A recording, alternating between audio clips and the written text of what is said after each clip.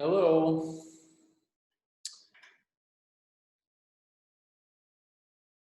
See, people are checking on now, signing in. I'll give them a minute here before we get started.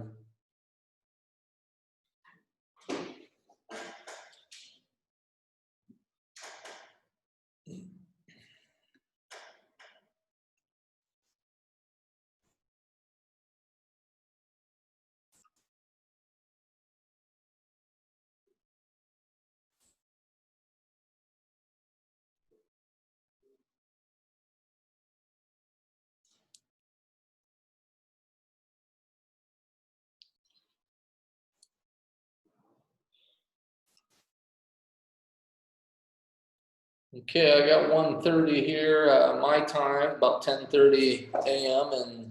in Central Time. So I think we'll get started. So hopefully everybody can hear me okay. I'm not in my usual location. I'm at our office in Brazil, and it's a little echoey here in the office that I'm at, but hopefully everybody can hear me okay. And give you a second to adjust your speakers. And if you have any, there's as I go along, I'm going to try and keep this to roughly half an hour. And if you have any questions, feel free to try and type those in, and I'll get to all those at the end. So yeah, so we'll get started here. So I'm Matthew Cruz. I'm the president of Comstock Investments. And typically at the end of the year, I spend some time with my family in Brazil with the in-laws, and they farm in the what's considered the southeast region of Brazil, but it's a little bit more in the center of the country. And they farm soybeans, corn, coffee, dairy, and beef cattle. So I'll give you a second to read through that. We always got to have the disclaimer available.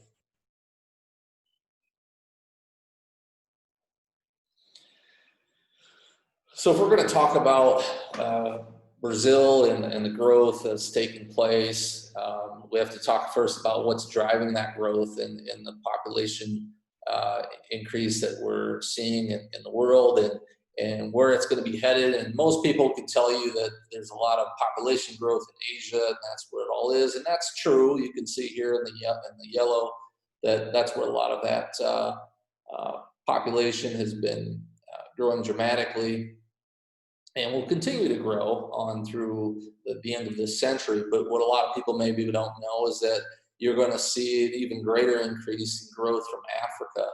And you can see here we are in 2020, and that's going to pretty much nearly triple by the end of this century in terms of population. So we're actually going to see more population growth from Africa, and so that's where hopefully a lot of our market share will continue to grow, not just in Asia, but in Africa in the future. I like this graph. It kind of shows who are the two largest soybean exporters in the world, and it clearly shows the U.S. and Brazil right now, and then where all that soybeans are actually going. You can see Argentina is in a distant third place here, but it's pretty much comes down to China. You can see how the U.S. and Brazil are vying for that Chinese market, and that's pretty much where what it all amounts to. And I'll show you a chart here. I mean, we could talk about developing trade with other countries and trying to diversify a little bit more. But even if you added up all the other countries, like if you took the next 10 countries behind China and added those up, it still does not equal to what China is buying. And so that's how big China is, and how much of an impact they're having on the global soybean market. This chart just kind of quickly shows you how much China is consuming. Now this is pre-COVID, so I would imagine this has changed a little bit, in the last few years. But you kind of see how much cement, aluminum, all the metals that they're consuming. This is globally. How much of the global market that they're actually consuming. You can see the ag markets down here. They're consuming almost half of the pork in the world, 23% of the corn, a third of the cotton. So it's China it's just kind of mind-boggling how much they're consuming. This is that chart I talked about You can see how much, this is in 2016, so it's a little bit outdated, but you can see how big, how much China is consuming compared to all the other soybean importing countries. And so if you took these other countries and added them all up, I mean, it only amounts to 50 or 60%. And so you could say, okay, we're going to develop more trade with Japan, more with Indonesia. I mean, that's great. I hope we can do that. But we just got to keep in mind that it's never going to completely replace the Chinese soybean production market. This is a picture of COFCO. This is a Chinese state-owned grain trading company.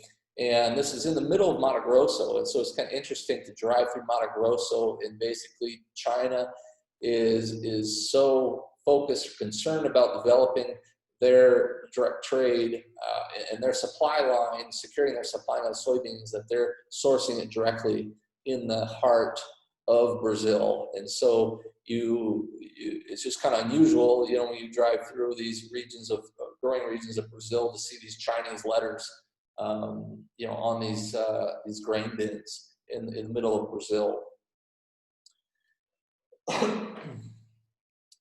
This chart is interesting because it kind of shows you over time period the growth that's taken place in the soybeans and how they're growing over time. And you can kind of see that the U.S.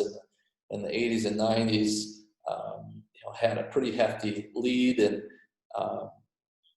but once you get to kind of the late 90s, early 2000s, Brazil really starts to take off. And we've been used to having the lead for such a long time,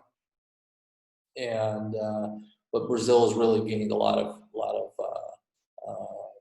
made up a lot of the distance between us. You can kind of see here they're really starting to grow. Argentina is making progress. We're now here in 2004.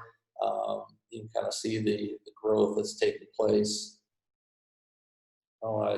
China and India really aren't growing too much. It's pretty much stayed the same. So they're all the top three, U.S., Brazil, and Argentina, are continuing to grow. But you can say Brazil's pretty much closed the gap now in the last 5 years. We're just about up to the present date. So you kind of see here where we're at now. So there it is. This is Brazil now in the last year has overtaken the United States as the largest soybean producer. I think the overall yield was actually a little bit higher than that, came in at 126 million metric tons. And we'll talk a little bit about that. You can see Argentina is a distant third. So just to give you an idea of what the agricultural powerhouse of Brazil is, talk about Brazil's production. You kind of see all the places that they rank first in soybeans. This is a little bit out of date. That should be first place there, but you can kind of read through this, all the things that number one for production, and then first and second, third, fourth for export. So it's not just soybeans. I mean, it's corn, it's beef, it's a lot of things, and so their agriculture is continuing to grow and expand and diversify.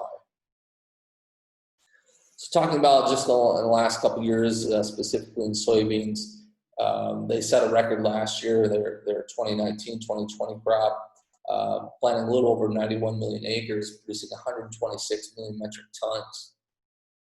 Now, despite that record they had for this season, they're expected to add another 3 million acres. And right now, the USDA has estimated, the latest estimate that as of this month was 133 million metric tons. Local analysts are a little bit more timid, coming in about 131 million metric tons. Now there's a lot of growing season left, so that number can certainly drop some more. But even if you use the lower estimate right now, they're still going to be at 5 million metric tons more than what they produced in last year's crop, which was a record. So they're basically starting to begin setting continuous records. So that the land area represents about a 6% increase. And a lot of that, just some of the other factors, of course, the obvious factors, the Chinese demand. China is buying up everything that they can in Brazil, especially the soybeans, but not only the soybeans. They have more of a biodiesel market here in Brazil. They're using the 10 to 12% blend in their biodiesel, and so it's a little bit more developed. As I would say in general, their biofuel market is more developed and more accepting here in Brazil than it is in the United States. We'll talk a little bit about how their financial situation in Brazil is historically in the last several years is doing very well. And there's some farms that if they were able to buy their inputs cheaply and lock in good prices, I mean, they could be looking at 50% operating margins. And so very different than what we've been seeing in the U.S. in the last few years. This kind of gives you a brief idea of where the growth in the production area is coming from. You can see here in the mid-70s, this was kind of in the southern part of Brazil. This is where all the farmers were, just in the southern part of Brazil. This is the traditional growing area, and it's still being planted today. These are more comparative to what you'd find in the United States, your smaller farms, in that 1,000 acres, 2,000 acres. And it represents roughly 15% of the total production area. So you can see here over time, they basically moved north and they've expanded into these regions. And this is where I lived for many years and farmed in this western area of the state of Bahia. This is roughly where I am right now in this Minas Gerais area. So my father-in-law was from the southernmost state, and basically in the mid-70s, he moved north when he was a young man and resettled and pioneered this region here. And you can see moving forward, there's still pockets of new areas developing in Pará and Roraima and these different states as well. And so this is the bulk of your Amazon. And you can notice that it's still primarily in its vegetative state. We'll talk a little bit about that. I just threw this in there as a joke. So this is me in about 2004, and this is next to a farm that we purchased. And this is actually an anaconda or the skin of an anaconda. And probably shouldn't show that too many places. I don't want to get in trouble because the anacondas are actually protected in Brazil. But in this case, the landowner was sick and tired of the anacondas coming up and eating his chickens. And so he got a shotgun and actually took care of it. And so it was still, even though it was just the skin, it was still just frightening because you could tell its body at one time was as bigger than my thigh. And so I always like to take a look at that picture from now and again. So here, this is a really good image. I think Rabobank put this image together. It kind of shows you the different ecosystems. And a lot of people are under the mistaken impression that all the growing area takes place in the Amazon. And so this is up here in the north, this is the Amazon region. And you can see how big it is. I mean, it's 40% of the total country size for the most part. And most of the production, most of the production growth in the last 20 or 30 years is in this blue area. See if I can move this here. So you can kind of see it's what they call the Cerrado, and this is basically a savanna grassland on high plateaus. And like I said here, this is where I'm located right now. This is where my father-in-law settled. This is where I lived in this area of Bahia. And so a lot of that production growth that they talk about has been in this area in the last 20 or 30 years. So they are encroaching on the Amazon, and that, of course, has a lot of people concerned, about taking down some of the Amazon. But actually, for the most part, there are laws against doing that, and they take them pretty seriously. That doesn't mean there's not a lot of bad apples that, of course, break those laws, but this kind of gives you an idea of what the ecosystem looks like and the land use, I should say, in Brazil looks like. So you have almost 2/3 of Brazil is basically in some sort of protected land area. That is 3 times what it is in the United States. It's about 21% in the United States. And so they have devoted a lot greater part of their country to that protective native forests. A lot of the growth, future growth, past growth and future growth is coming from pasture area.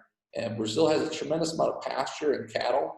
It makes up roughly 20% of their land area. And so that's where I'll show you some pictures here. That's where a lot of their growth is going to be coming from in the future.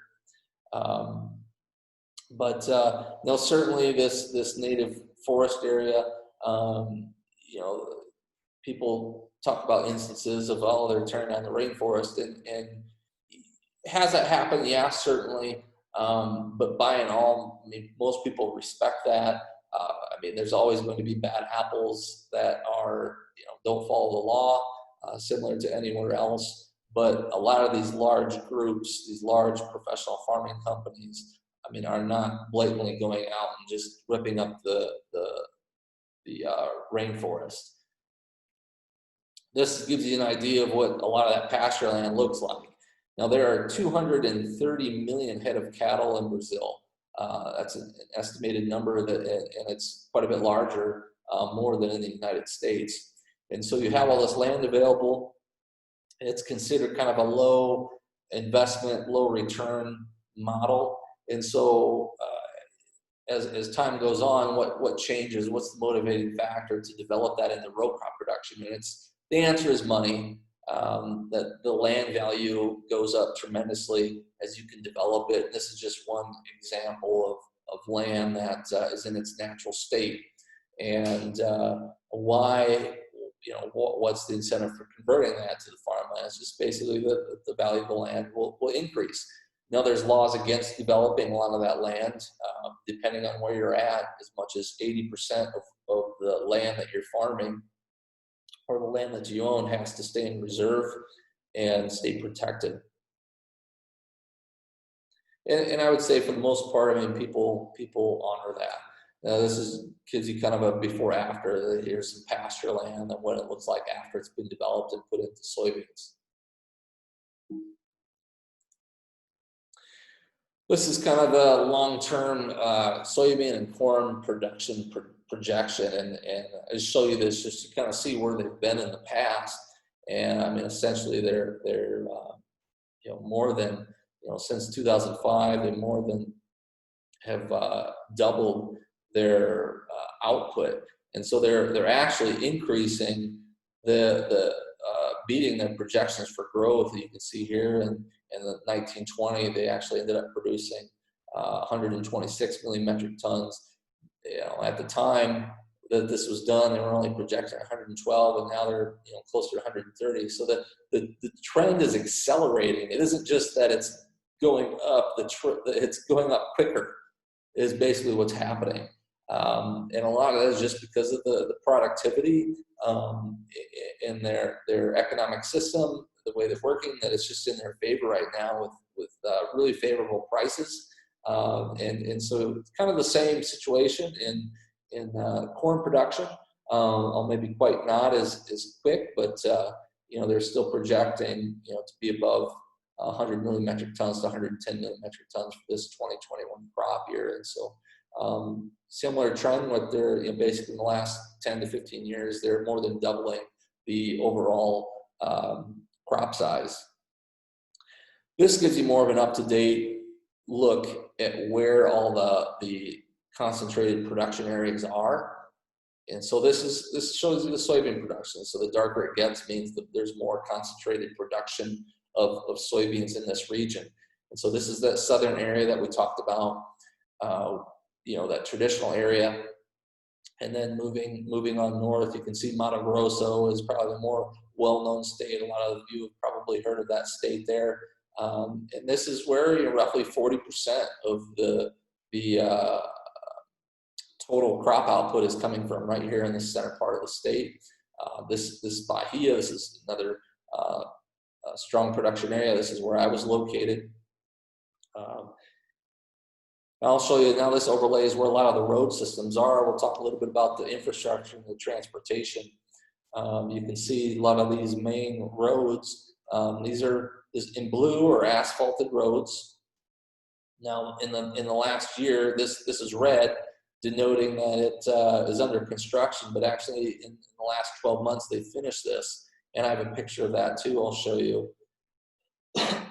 But you kind of see here, I mean, this is their road infrastructure system, and it's, you know, asphalted roads, I should say, and it's still few and far between. I mean, this is a huge production area, and so they're just kind of used to still going down a lot of dirt and gravel roads. And moving on, this is their railroads. So you kind of see here the darker blue is finished railroads, and they're all in the south. And so they haven't really reached the major production areas, and so that's a kind of a huge disadvantage that they have over the United States. And so these lighter blue, these are all projected future railroad construction projects, and someday I think they'll happen. But I mean, they've been talking about it for 10 years, and it still hasn't. So it could be another 10 years or 20 years. I mean, it's nobody really knows. I mean, since the time in the last 20 years that I was in this region of Bahia, they talked about this railroad, and it was going to happen, in the next couple of years, and it still hasn't happened. And so, but this is the situation now. Yeah, just give you a little bit more idea of how much they lack in railroads. 19,000 miles of railroad track. That's all concentrated in the southern part of Brazil compared to what we have in the United States, 137,000. So it's they're way behind in their infrastructure needs. This gives you just a little bit different idea of the railroad density and how much it reaches across the United States compared to Brazil. Let's talk a little bit about rivers. The other disadvantage, right? In the United States, we have a huge advantage, which is the Mississippi River. It basically cuts right through the heart of the heartland and the Midwest, and they don't have that, and so everything has to be trucked out, and so even some of these ports here have started to grow. This Porto Velho here, they're trucking it there, but historically, they're still trucking a lot of this grain 1,200 miles to these ports here, which are some of the largest ports. Port of Santos, it's about 1,200 miles away. Now that started to change here in the last 5 years or so. These ports here in the Amazon, Santarém, these ports here in Manaus are starting to grow, and I think they're up now roughly 30%. Of the grain that leaves Mato Grosso, that is exported from Mato Grosso, is now heading out of these ports here in the north. And 10 years ago, it was virtually zero. And so 30%, while it's still not a huge number, I mean, it's huge when you look at it in the historical context, that not that long ago it was zero. And so that's going to continue to grow. Every year that's going to continue to grow. And this gives you a little bit better idea. These arrows show you how much grain is still flowing out of Mato Grosso and where it's flowing to. You can kind of see here this pink, how all the grain from Mato Grosso is flowing to this Port of Santos, and how a lot of these arrows here are porting up to these ports here in Santarém, and so that'll continue to grow, and that'll take a lot of the pressure off of Santos, and there'll be less pressure on the trucking so far, and more on shipping out of the Amazon. This is what I talked about. This is the equivalent to the Brazilian Army Corps of Engineers, and they're basically celebrating here because they finished asphalting the road that runs all the way through the Amazon to the ports in the Amazon. And this kind of shows you what it was like, what it used to be like. And so this is already a year old, this picture. I think it was December of last year when they took this picture. And so that was a big deal for them. That they just last year, they finally got their first asphalted road all the way to the ports in the Amazon. And so they're making progress. It's slow progress, but you look at what they've done the last 20 years, you put that in perspective, it's a big deal. I like to show this video just to kind of keep it in perspective of how big these farms really are. I'm taking this video, and a friend of mine is driving, and we're visiting some random farm. I forget what for exactly in Mato Grosso, and this is a internal service road on a farm. This is not a state highway, county highway, federal highway, or anything like that. This is just an internal. This is the same farm, same farm operation on both sides, and it's all planted to soybeans. And what was unusual about it is because it was so freaking long. It was, I don't know if it was like 10 miles here, but you can't really tell. But we're going about 60 miles per hour. And so I just filmed the entire thing. And so I just wanted to show this. And this is a big advantage that Brazil has, just tremendous size of scale, economies of scale that were really nothing we can relate to in the United States. And so it's just tremendous size. And so it gives them good buying volume, better discounts when they purchase inputs. But just kind of fascinating. So we're still going. We're on the same farm this whole time, and it's just soybeans on both sides. And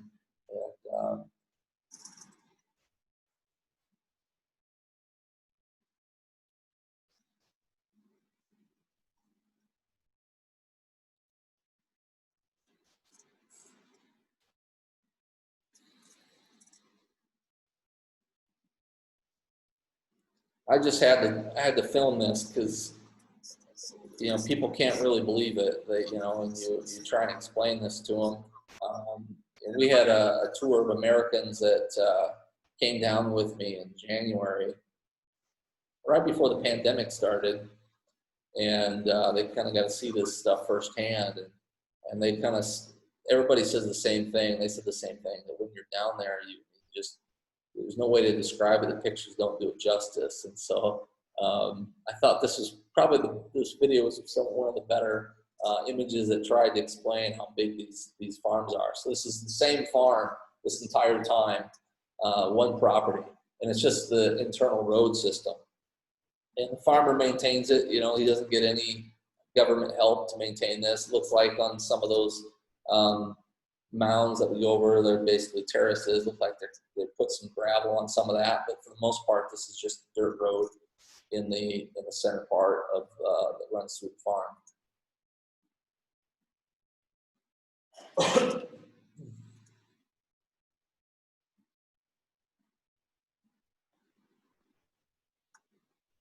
So we're getting close to the end here. So this entire time we've been driving about 60 through the internal road system on this person's farm in Mato Grosso.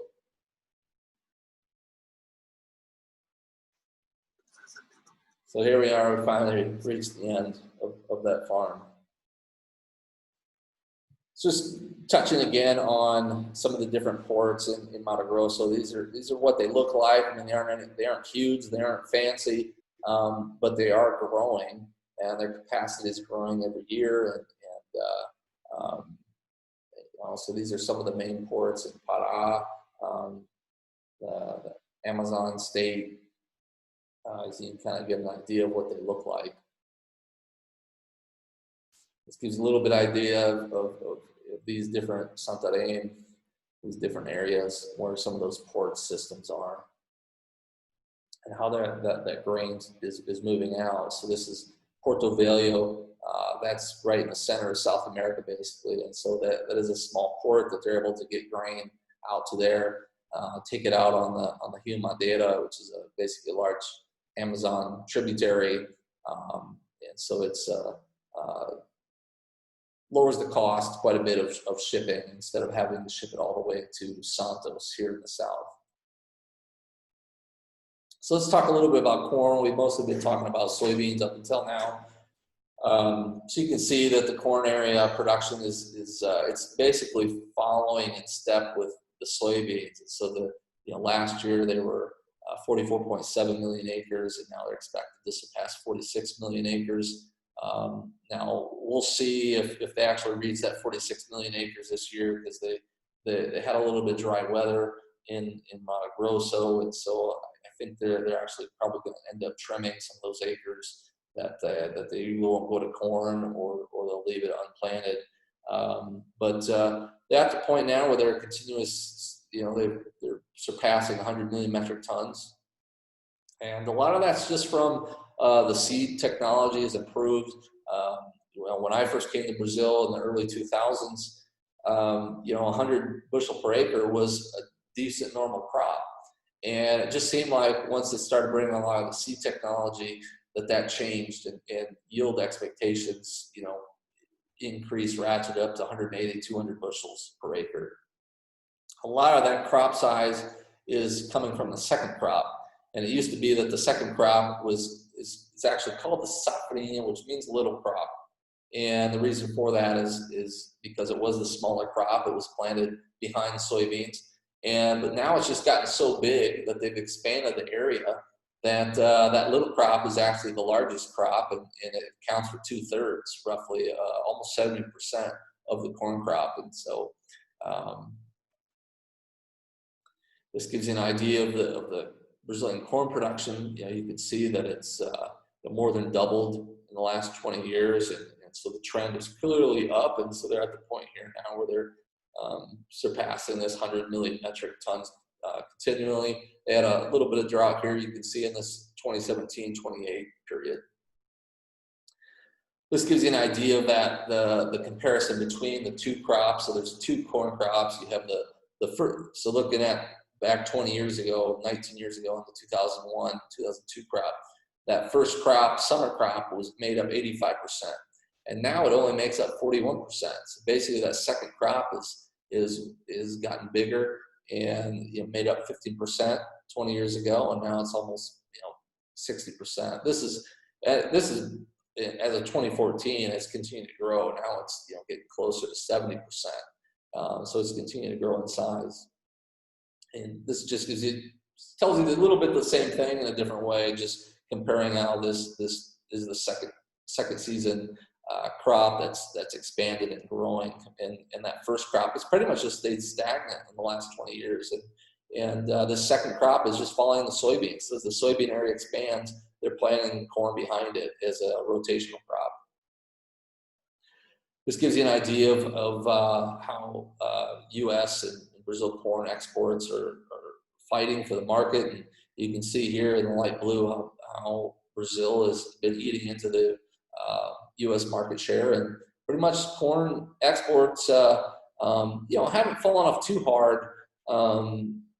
It's just that all the other countries like Brazil are growing and are expanding, and so they're eating into that U.S. market. This gives you, tells you kind of the same thing in a different way. And so this is 1990, the United States made up 75% of the corn export market. Over here in 2016, made up 39%. You can see here Brazil made up 18% of that. And in 1990, they weren't even on the map. And they were so insignificant, they didn't have their own slice of the pie. And so they've been increasing in size dramatically. This shows you where the first summer crop, season crop, comes from, and comparing it to the second season and how they change. So I'll kind of work back and forth here. And so you can see the first summer crop is concentrated a little bit more in the southern part and kind of northeast part of Brazil. This is where I was located. And then over time, that has kind of shifted gradually into Mato Grosso and over into the center west part of the country. You can kind of see here's the Amazon. There's not much there for production growth. And so just more evidence of what I've talked about, where a lot of the production growth really is not taking place in the Amazon region up here. This gives you a little bit idea, again, of the production growth that you're seeing in corn in Brazil and in Argentina, and you can see they're both been growing lockstep. But basically, they've doubled the production in the last 10 years is what this shows. They're at the point now where they're able to surpass 4 billion bushels, and again, most of that is based off of a rotational crop. A rotational crop that doesn't necessarily have the same yield expectations that we would have. It's a crop that yields, maybe 100 bushels per acre for that rotational crop. The other thing to keep in mind that this is all taking place before any ethanol-related growth, and that's something that obviously gave a huge boost to the corn production in the United States. Before ethanol took place, the U.S. was producing roughly 9 billion bushels of corn, and now we can produce 15 or 16 billion bushels of corn. Now, this is an ethanol plant, one of the first, I believe the first pure corn ethanol plants in Brazil of large scale, and this is right in the center of Mato Grosso. And it was actually developed and built by Iowa businessmen, or businessmen based in the United States. And so this is where a lot, basically they looked for where is the cheapest corn in the world, and it was right there in Mato Grosso because it was so far from ports and export and the demand market. And so they said, well, let's convert it to ethanol right there. We can consume it right there, so we don't have to ship it quite as far. And so you're starting to see tremendous interest in these corn ethanol plants.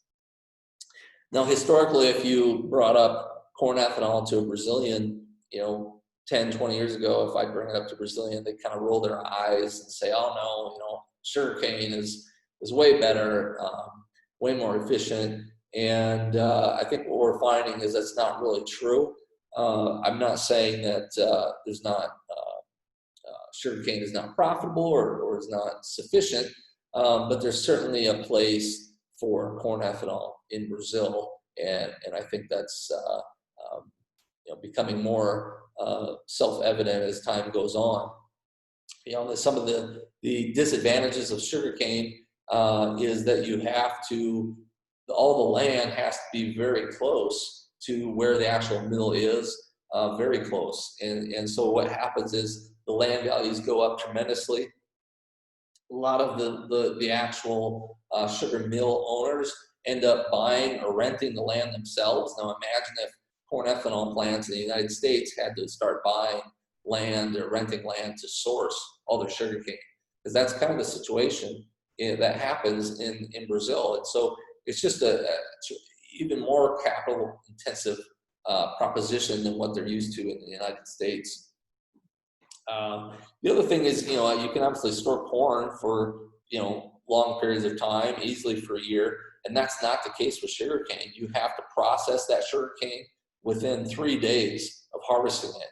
And that goes back to needing to have that sugarcane so close by, and so it has to be processed right away, otherwise it loses its value. This gives you an idea of what we're at the early stages of the corn ethanol revolution in Brazil, and I don't think that I think it's going to continue to grow. It's not probably going to grow as quickly as it did in the United States, mostly because of, I think, investment liquidity, that farmers and entrepreneurs had more access to cash than what they do in Brazil. But you can see here there's already almost a dozen plants that are in production, and there's several more that are in the construction phase, and there's probably dozens more that are in the blueprint stage and people talking about or wanting to build plants. And there's also a lot of flex plants, meaning they're doing both. Half the year they're doing sugarcane, the other half of the year they're doing corn, and so you can see here how the ethanol production in Brazil has started to explode with some of these initial plants that have come online. And this gives you just another idea of what the corn ethanol production looks like and how much it's growing in Brazil. One thing you see when you go through a lot of these production areas is a lot of these forests. These are planted eucalyptus trees.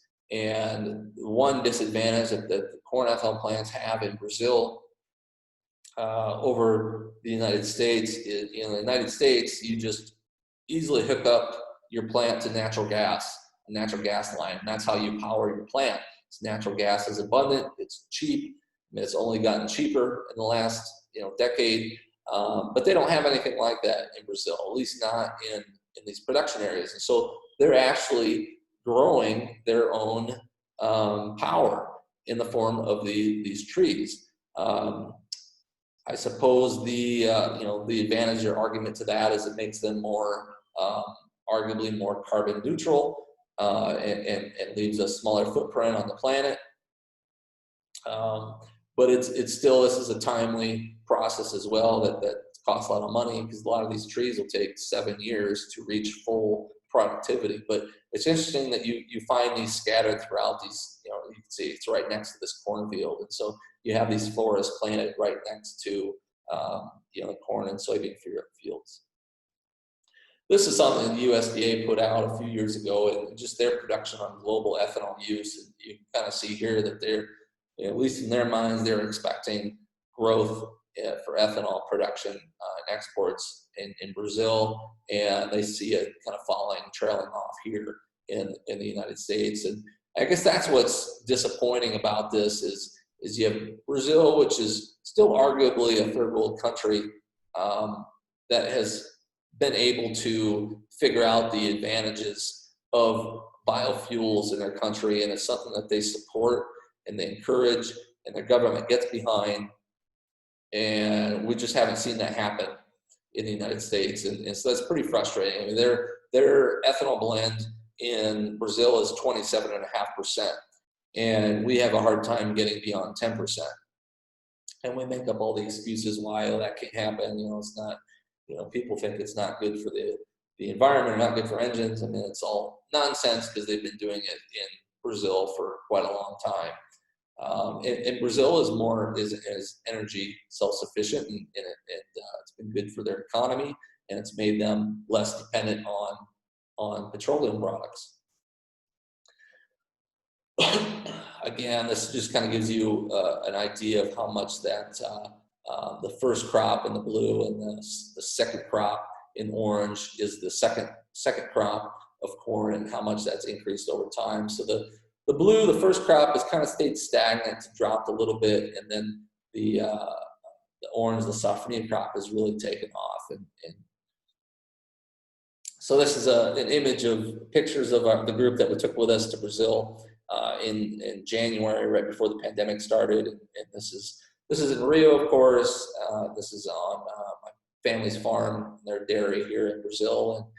And one of the things that I guess is quite clear when you go there is,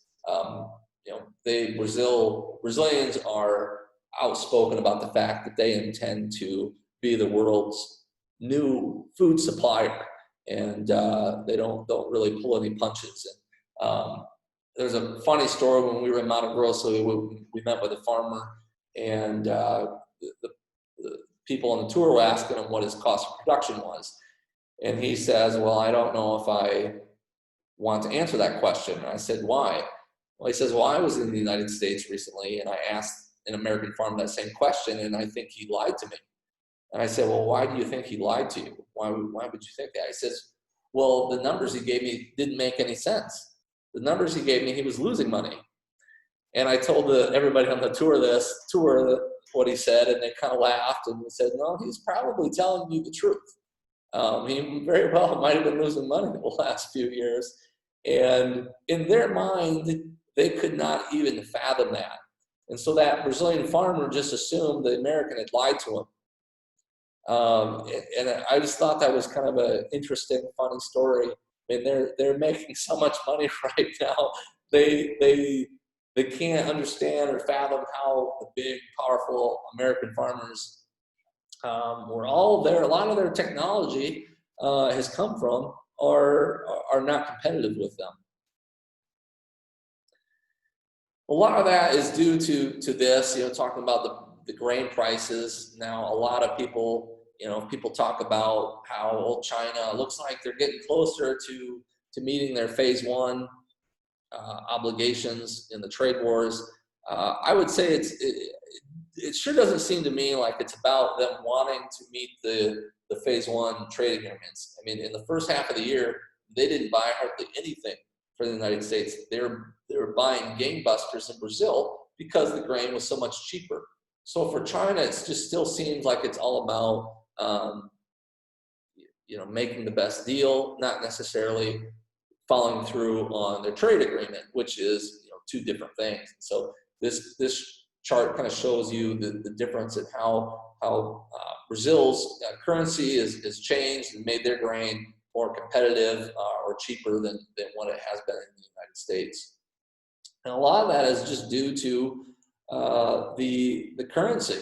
COVID has hit, and I can't blame it all on COVID, but a lot of the political risk in the country has devalued their currency. And you kind of see here that just in early this year that it took off and basically devalued their currency by 40%. What does that mean?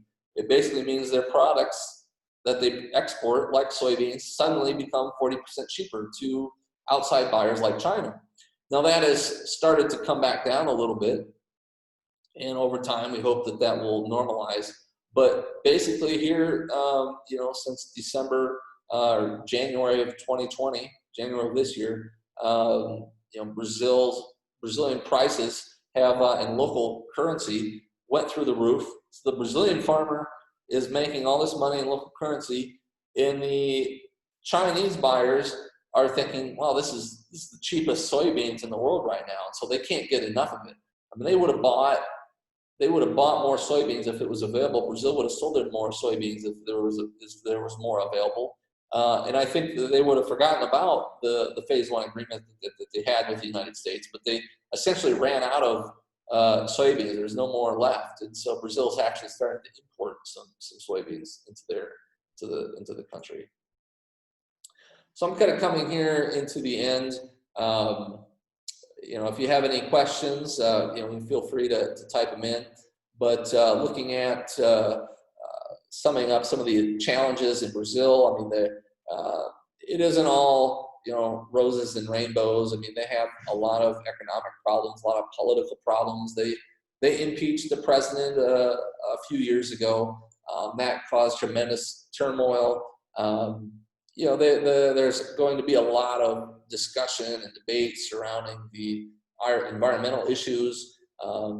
Brazilians are, I would say in general, are very protective of the Amazon and their environment. And they've done a lot they have a lot of serious rules in place to protect against fraudulently going and cutting down the rainforest. But again, it doesn't mean there aren't bad actors that follow all the rules. But for the most part, 98% of the farmers are, and a lot of that growth is coming from the cattle pasture. Lack of infrastructure, while improving, continues to be a problem. But a lot of their issues is just lack of risk management tools, and that's really some of the big advantages that we have is we still have a really strong financial lending system that as long as you have a decent balance sheet, you can pretty much get financing anywhere at very competitive interest rates. The interest rates have been coming down in Brazil, but they're still a few points higher than what they are in the United States. But most importantly, we have hedging tools that are available to us. That's something that they really don't have access to in Brazil, and so it's very hard for them to manage their risks. I mean, they pretty much have to be self-insured, and so that could be very challenging when they have drought. They take a hit like that, so they kind of, I suppose, in a sense, they try and be as cash strong as possible, but it's hard once you get into a hole to kind of dig yourself out of that. But I think just the lack of hedging in general is something I know that we missed in Brazil, and it was difficult to manage a lot of that risk, and so being able to do structured risk management with companies like ours really helps farmers. And there's other situations too with the currency and everything. Obviously, the United States is dollarized, but that's not the case in Brazil. And so they, while it's gone in their favor this year, next year could be a very different situation. And so there's been a lot of cases where people have taken huge hits on currency. They buy something in dollars, and then the currency goes up, then they have to pay more in local currency to pay down that dollarized purchase that they made. And so there's other risks there that the Brazilian farmer has to think about, be concerned about, and it does affect their bottom line. So I'm come to the end here of my presentation. If you have any questions, I'll give it a second here. But doesn't look like anything at the moment. If you have any other questions, feel free to reach out. Here's our company information. If you have any questions, feel free to give us a call at 712-227-1110. Comstock Investments is a risk management company. We're based in Iowa with offices in Kansas, Missouri, Illinois, and Arkansas. So thank you for listening in. Oh, we had one question about new ports being built. There probably, I don't know off the top of my head what specific ports are being built. It's probably more adding capacity to the ones that they currently have. I think that's probably where most of their focus is, because it's pretty difficult to get a brand new port built. It's not just a question of money. It's a question of the environment too, and especially if you're building it in the Amazon. And so I think they're basically expanding a lot of the ports that they currently have. And as I talked about, in Mato Grosso, that they've 10 years ago they weren't practically sending anything out of the Amazon, and now roughly 30% of the grain is going out of the Amazon, and that's only going to increase. I think in the next 5 to 10 years you'll see that reach 50%. And so it's just going to make the transportation cost cheaper and less dependent on trucking and having to ship it all the way down to Santos.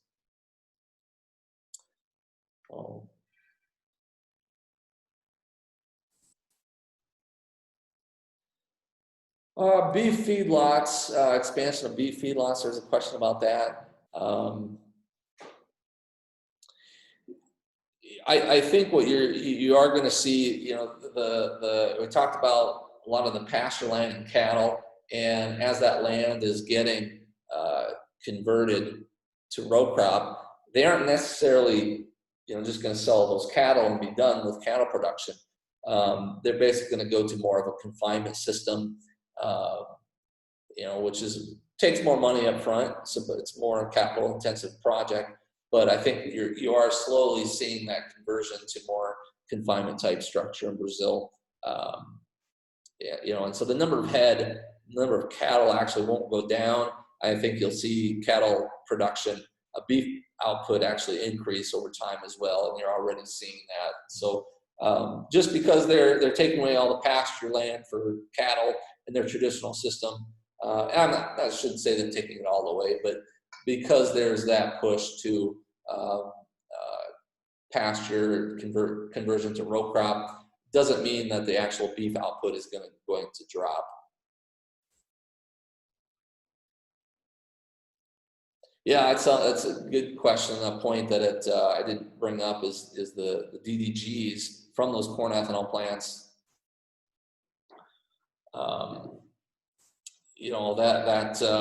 That's also going to help drive, I think, a lot of the beef output and production. And so, and I don't know that it's not all that dissimilar from 20 years ago.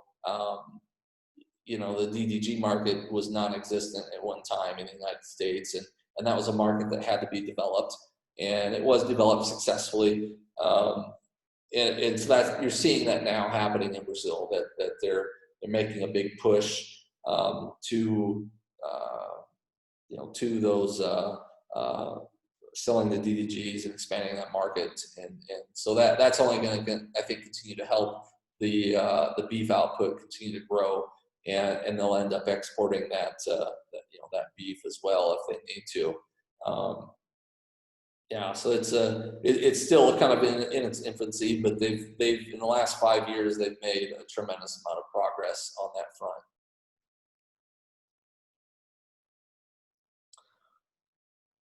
Okay, well, I think we'll stop here. If you have any questions, you can email us here.